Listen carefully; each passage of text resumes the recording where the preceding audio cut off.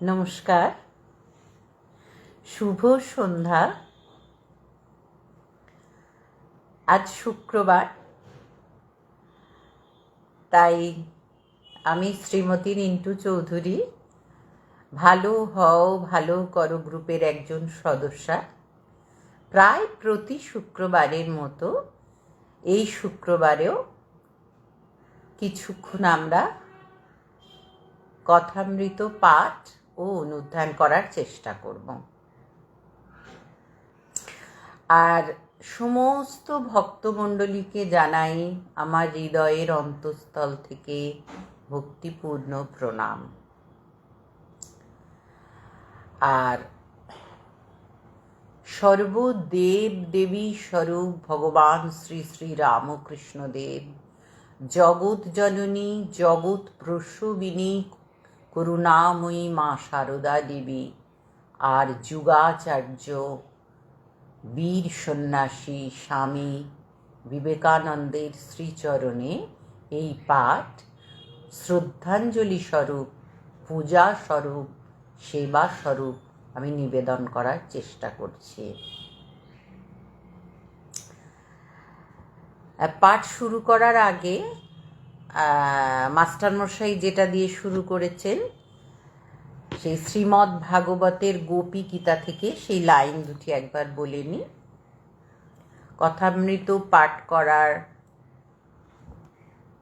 উপকারিতা সম্বন্ধে গোপী গীতা থেকে যে লাইন দুটি তুলে দিয়েছেন মাস্টারমশাই, সেই দুটি বলে শুরু করব। তব কথামৃতম তপ্ত জীবনম কবিভিরীড়িতম কল্মষাপহম শ্রবণমঙ্গলম শ্রীমদাততম ভুবি ঘৃণন্তি ইয়ে ভূরিদা জনঃ। আচ্ছা, শুরু করছি। গত সপ্তাহে আমরা যেখানে শেষ করেছিলাম, যে সেই কমল কুটির থেকে সেই ব্রাহ্ম ভক্তরা সকলে গাড়ির কাছে দাঁড়াইয়া আছেন। কমল কুটির হইতে গাড়ি দক্ষিণেশ্বর মন্দিরাভিমুখে যাত্রা করিল। এইখানে গত সপ্তাহে আমরা শেষ করেছিলাম। আচ্ছা, আজকে যেখান থেকে পড়ব সেটা হচ্ছে 1882 আগস্ট কলিকাতায় শ্রী ঈশ্বরচন্দ্র বিদ্যাসাগরের সঙ্গে শ্রী রামকৃষ্ণের মিলন এর প্রথম পরিচ্ছেদ। এবার প্রথমে রয়েছে বিদ্যাসাগরের বাটি, অর্থাৎ বিদ্যাসাগরের বাড়ি। আজ শনিবার 21শে শ্রাবণের কৃষ্ণা ষষ্ঠী তিথি, 5ই আগস্ট 1882 খ্রিস্টাব্দ, বেলা 4টা বাজিবে। ঠাকুর শ্রীরামকৃষ্ণ কলিকাতার রাজপথ দিয়া ঠিকা গাড়ি করিয়া বাদুড় বাগানের দিকে আসিতেছেন। সঙ্গে ভবনাথ, হাজরা ও মাস্টার। বিদ্যাসাগরের বাড়ি যাইবেন। ঠাকুরের জন্মভূমি হুগলি জেলার অন্তঃপাতি কামারপুকুর গ্রাম। এই গ্রামটি বিদ্যাসাগরের জন্মভূমি বীরসিংহ নামক গ্রামের নিকটবর্তী। ঠাকুর শ্রীরামকৃষ্ণ বাল্যকাল হইতে বিদ্যাসাগরের দয়ার কথা শুনিয়া আসিতেছেন। দক্ষিণেশ্বরে কালীবাড়িতে থাকিতে থাকিতে তাহার পাণ্ডিত্য ও দয়ার কথা প্রায় শুনিয়া থাকেন। মাস্টার বিদ্যাসাগরের স্কুলে অধ্যাপনা করেন শুনিয়া তাহাকে বলিয়াছিলেন, আমাকে বিদ্যাসাগরের কাছে কি লইয়া যাইবে? আমার দেখিবার বড় স্বাদ। দয়া শুনেছেন তো? যার ভেতরে যত গুণ সেগুলো সব ঈশ্বর দত্ত, বা সেগুলো সব স্বয়ং ঈশ্বর। কাজেই শ্রীরামকৃষ্ণদেব বিদ্যাসাগরের গুণের কথা শুনেছেন, দয়ার কথা শুনেছেন, তাই বিদ্যাসাগরের কাছে আসতে চাইছেন। বলছেন, আমার দেখিবার বড় স্বাদ হয়। মাস্টার বিদ্যাসাগরকে সেই কথা বলিলেন। বিদ্যাসাগর আনন্দিত হইয়া তাহাকে একদিন শনিবারে 4টার সময় সঙ্গে করিয়া আনিতে বলিলেন। একবার মাত্র জিজ্ঞাসা করিলেন, কিরকম পরমহংস? তিনি কি গেরুয়া কাপড় পরে থাকেন? মাস্টার বলিয়াছিলেন, আজ্ঞা না, তিনি এক অদ্ভুত পুরুষ। লাল পেড়ে কাপড় পরেন, জামা পরেন, বার্নিশ করা চটি জুতা পরেন। রাসমণির কালীবাড়িতে একটি ঘরের ভিতর বাস করেন। সেই ঘরে তক্তপোষ পাতা আছে, তাহার উপর বিছানা মশারি আছে, সেই বিছানায় শয়ন করেন। কোনো বাহ্যিক চিহ্ন নাই, তবে ঈশ্বর বই আর কিছু জানেন না। অহর্নিশ তাহারই চিন্তা। এই স্ট্যান্ডাটা থেকে আমরা একটা বিশাল বড় শিক্ষা পাই যে ঈশ্বরকে লাভ করার জন্য বাহ্যিক কোনো রকম আড়ম্বর ছাড়াই যে ঈশ্বরকে লাভ করা যায়, সেটা ভগবান শ্রী শ্রী রামকৃষ্ণদেব নরদেহ ধরে এসে আমাদের দেখিয়ে দিয়েছেন। তার গেরুয়া কাপড়ও ছিল না, সাধারণ মানুষের মতো, গৃহস্থ মানুষের মতো ছিলেন। কিন্তু মাস্টারমশাই বলছেন যে কোনো বাহ্যিক চিহ্ন নাই, তবে ঈশ্বর বই আর কিছু জানেন না। অহর্নিশ তাহারই চিন্তা করেন। আচ্ছা, গাড়ি দক্ষিণেশ্বরের কালীবাড়ি হইতে ছাড়িয়াছে। পোল পার হইয়া শ্যামবাজার হইয়া ক্রমে আমহার্স্ট্রিটে আসিয়াছে। ভক্তেরা বলিতেছেন, এইবার বাদুর বাগানের কাছে আসিয়াছে। ঠাকুর বালকের ন্যায় আনন্দে গল্প করিতে করিতে আসিতেছেন। আমহার্স্ট্রিটে আসিয়া হঠাৎ তাহার ভাবান্তর হইল, যেন ঈশ্বরাবেশ হইবার উপক্রম। গাড়ি রামমোহন রায়ের বাগানবাটির কাজ দিয়া আসিতেছে। মাস্টার ঠাকুরের ভাবান্তর দেখেন নাই মানে এখানে বলতে চাইছেন লক্ষ্য করেন নাই আর কি। তাড়াতাড়ি বলিতেছেন, এইটি রামমোহন রায়ের বাটি।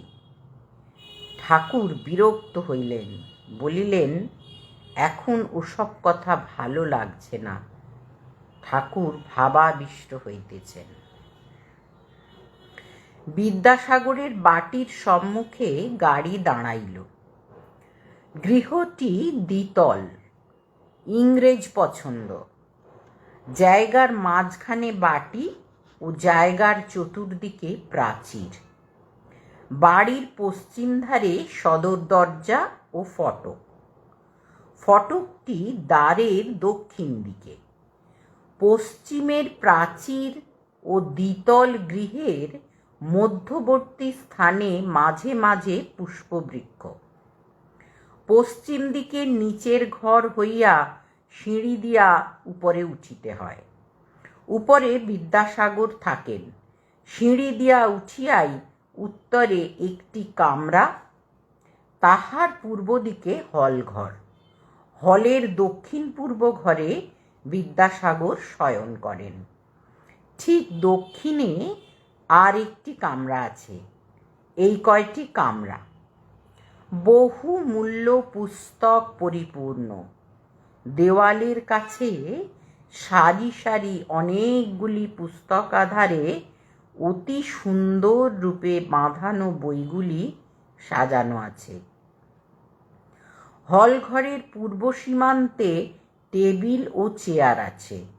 বিদ্যাসাগর যখন বসিয়া কাজ করেন তখন সেইখানে তিনি পশ্চিমাস্য হইয়া বসেন, আর যাহারা দেখাশোনা করিতে আসেন তাহারাও টেবিলের চতুর্দিকে চেয়ারে উপবিষ্ট হন। টেবিলের উপর লিখিবার সামগ্রী, কাগজ, কলম, দোয়াত, ব্লটিং, অনেকগুলি চিঠিপত্র, বাঁধানো হিসাবপত্রের খাতা, দু চারখানি বিদ্যাসাগরের পাঠ্যপুস্তক রহিয়াছে দেখিতে পাওয়া যায়। ওই কাষ্ঠাসনের ঠিক দক্ষিণের কামরাতে খাট বিছানা আছে, সেইখানে ইনি শয়ন করেন। টেবিলের উপর যে পত্রগুলি চাপা রহিয়াছে তাহাতে কি লেখা রহিয়াছে? কোনো বিধবা হয়তো লিখিয়াছে, আমার অপগণ্ড শিশু অনাথ, দেখিবার কেহ নাই, আপনাকে দেখিতে হইবে। কেহ লিখিয়াছেন, আপনি খরমাতার কেহ লিখিয়াছেন, আপনি খরমাতার চলিয়া গিয়াছিলেন, তাই আমরা মাসোহারা ঠিক সময় পাই নাই, বড় কষ্ট হইয়াছে। কোনো গরিব লিখিয়াছে, আপনার স্কুলে ফ্রি ভর্তি হইয়াছি, কিন্তু আমার বই কিনিবার ক্ষমতা নাই। কেহ লিখিয়াছেন, আমার পরিবারবর্গ খেতে পাচ্ছে না, আমাকে একটি চাকরি করিয়া দিতে হইবে। তার স্কুলের কোনো শিক্ষক লিখিয়াছেন, আমার ভগিনী বিধবা হইয়াছে, তাহার সমস্ত ভার আমাকে লইতে হইয়াছে, এ বেতনে আমার চলে না। হয়তো কেহ বিলাত হইতে লিখিয়াছেন, আমি এখানে বিপদগ্রস্ত, আপনি দিনের বন্ধু, কিছু টাকা পাঠাইয়া আসন্ন বিপদ হইতে আমাকে রক্ষা করুন। কেহ বা লিখিয়াছেন, অমুক তারিখে সালিসির দিন নির্ধারিত, আপনি সেদিন আসিয়া আমাদের বিবাদ মিটাইয়া দিবেন। এখানে মাস্টারমশাই ঈশ্বরচন্দ্র বিদ্যাসাগর মহাশয়ের দয়ার গুণ সম্বন্ধে এই স্ট্যান্ডাটা পড়লে আমরা সবাই জানতে পারি। আর যার ভেতরে যত গুণ, দয়া, করুণা, সেবা করা, কাউকে সাহায্য করা, সেগুলো সব ঐশ্বরিক গুণ। আচ্ছা, ঠাকুর গাড়ি হইতে অবতরণ করিলেন, মাস্টার পথ দেখাইয়া বাটির মধ্যে লইয়া যাইতেছেন। উঠানে ফুল গাছ, তাহার মধ্য দিয়া আসিতে আসিতে ঠাকুর বালকের ন্যায় বোতামে হাত দিয়া মাস্টারকে জিজ্ঞাসা করিতেছেন, জামার বোতাম খোলা রয়েছে, এতে কিছু দোষ হবে না? গায়ে একটি লংক্লথের জামা, পরনে লাল পেড়ে কাপড়, তাহার আঁচলটি কাঁধে ফেলা, পায়ে বার্নিশ করা চটি জুতা। মাস্টার বলিলেন, আপনি ওর জন্য ভাববেন না, আপনার কিছুতে দোষ হবে না, আপনার বোতাম দেবার দরকার নাই। বালককে বুঝাইলে যেমন নিশ্চিন্ত হয়, ঠাকুরও তেমনি নিশ্চিন্ত হইলেন। এবার হচ্ছে দ্বিতীয় পরিচ্ছেদ, বিদ্যাসাগর। সিঁড়ি দিয়া উঠিয়া একেবারে প্রথম কামরাটিতে, ব্র্যাকেটে উঠিবার পর ঠিক উত্তরের কামরাটিতে ঠাকুর ভক্তগণ সঙ্গে প্রবেশ করিতেছেন। বিদ্যাসাগর কামরার উত্তর পার্শ্বে দক্ষিণাস্য হইয়া বসিয়া আছেন। সম্মুখে একটি চারকোনা লম্বা পালিশ করা টেবিল, টেবিলের পূর্বধারে একখানি পেছন দিকে হেলান দেওয়া বেঞ্চ, টেবিলের দক্ষিণ পার্শ্বে ও পশ্চিম পার্শ্বে কয়েকখানি চেয়ার। বিদ্যাসাগর দু একটি বন্ধুর সহিত কথা কহিতেছিলেন। ঠাকুর প্রবেশ করিলে পর বিদ্যাসাগর দণ্ডায়মান হইয়া অভ্যর্থনা করিলেন। ঠাকুর পশ্চিমাস্য টেবিলের পূর্ব পার্শ্বে দাঁড়াইয়া আছেন। বাম হস্ত টেবিলের ওপর, পশ্চাতে বেঞ্চখানি। বিদ্যাসাগরকে পূর্ব পরিচিতের ন্যায় এক দৃষ্টে দেখিতেছেন ও ভাবে হাসিতেছেন। বিদ্যাসাগরের বয়স আন্দাজ 62-63। ঠাকুর শ্রীরামকৃষ্ণ অপেক্ষা 16-17 বৎসর বড় হইবেন। পরনে থান কাপড়, পায়ে চটি জুতা, গায়ে একটি হাত কাটা ফ্লানেলের জামা, মাথার চতুষ্পার্শ্ব উড়িষ্যাবাসীদের মতো কামানো। কথা কহিবার সময় দাঁতগুলি উজ্জ্বল দেখিতে পাওয়া যায়। দাঁতগুলি সমস্ত বাঁধানো। মাথাটি খুব বড়, উন্নত ললাট ও একটুখানি খর্বাকৃতি। ব্রাহ্মণ, তাই গলায় উপবীত। বিদ্যাসাগরের অনেক গুণ। প্রথম, বিদ্যানুরাগ। একদিন মাস্টারের কাছে এই বলতে বলতে সত্য সত্য কেঁদেছিলেন, আমার তো খুব ইচ্ছা ছিল যে পড়াশোনা করি, কিন্তু কই তা হলো। সংসারে পড়ে কিছুই সময় পেলাম না। দ্বিতীয়, দয়া সর্বজীবে। বিদ্যাসাগর দয়ার সাগর। বাছুরেরা মায়ের দুধ পায় না দেখিয়া নিজে কয়েক বৎসর ধরিয়া দুধ খাওয়া বন্ধ করিয়া দিয়েছিলেন। শেষে শরীর অতিশয় অসুস্থ হওয়াতে অনেক দিন পরে আবার ধরিয়াছিলেন। গাড়িতে চড়িতেন না, ঘোড়া নিজের কষ্ট বলিতে পারে না। একদিন দেখিলেন একটি মুটে কলেরা রোগে আক্রান্ত হইয়া রাস্তায় পড়িয়া আছে, কাছে ঝাঁকাটা পড়িয়া আছে। দেখিয়া নিজে কোলে করিয়া তাহাকে বাড়িতে আনিলেন ও সেবা করিতে লাগিলেন। তৃতীয়, স্বাধীনতা প্রিয়তা। কর্তৃপক্ষদের সঙ্গে একমত না হওয়াতে সংস্কৃত কলেজের প্রধান অধ্যক্ষের অর্থাৎ প্রিন্সিপালের কাজ ছাড়িয়া দিয়েছিলেন। চতুর্থ, লোকাপেক্ষা করিতেন না। একটি শিক্ষককে ভালোবাসিতেন। তাহার কন্যার বিবাহের সময় নিজে আইবুড়ো ভাতের কাপড় বগলে করে এসে উপস্থিত। পঞ্চম, মাতৃভক্তি ও মনের বল। মা বলিয়াছিলেন, ঈশ্বর, তুমি যদি এই বিবাহে ব্র্যাকেটে ভ্রাতার বিবাহে না আসো তাহলে আমার ভারী মন খারাপ হবে। তাই কলিকাতা হইতে হাঁটিয়া গেলেন। পথে দামোদর নদী, নৌকা নাই, সাঁতার দিয়া পার হইয়া গেলেন। সেই ভিজা কাপড়ে বিবাহরাত্রেই বীরসিংহে মার কাছে গিয়া উপস্থিত, বলিলেন, মা, এসেছি। ঈশ্বরচন্দ্র বিদ্যাসাগরের গুণ সম্পর্কে আজকে আমরা জানতে পারলাম। শ্রীরামকৃষ্ণকে বিদ্যাসাগরের পূজা ও সম্ভাষণ। ঠাকুর ভাবাবিষ্ট হইতেছেন ও কিয়ৎক্ষণ ভাবে দাঁড়াইয়া আছেন। ভাব সংবরণ করিবার জন্য মাঝে মাঝে বলিতেছেন, জল খাব। দেখিতে দেখিতে বাড়ির ছেলেরা ও আত্মীয় বন্ধুরা আসিয়া দাঁড়াইলেন। ঠাকুর ভাবাবিষ্ট হইয়া বেঞ্চের ওপর বসিতেছেন।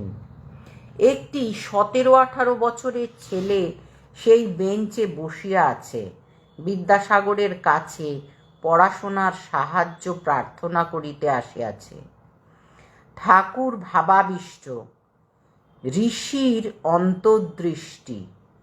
ছেলের অন্তরের ভাব সব বুঝিয়াছেন। একটু সরিয়া বসিলেন। ও ভাবে বলিতেছেন, মা, এ ছেলের বড় সংসার আসক্তি, তোমার অবিদ্যার সংসার, এ অবিদ্যার ছেলে। আজকে এইটুকুই থাক। সমস্ত ভক্তমণ্ডলীকে আমার অন্তরের ভক্তিযুক্ত প্রণাম নিবেদন করে ও ঠাকুর মা স্বামীজির শান্তি মন্ত্র বলে আজকের কথামৃত পাঠ ও অনুধ্যান এখানেই শেষ করব। ওং স্থাপকায় চ ধর্মস্য সর্বধর্ম স্বরূপিণে অবতার বরিষ্ঠায় রামকৃষ্ণায় তে নমঃ। জননীং শারদাং দেবীং রামকৃষ্ণং জগদ্গুরুং পাদপদ্মে তয়োঃ শ্রিত্वा প্রণমামি মুহুর্মুহুঃ। নমো শ্রীয়তিরাজায় বিবেকানন্দ সুরয়ে সচ্চিদ সুখ স্বরূপায় স্বামিনে তাপহারিণে। ওম শান্তি শান্তি শান্তি। হরি ওম তৎসৎ। শ্রীরামকৃষ্ণায় অর্পণমস্তু। নমস্কার। আজকে এখানে কথামৃত পাঠ অনুধ্যান শেষ করলাম।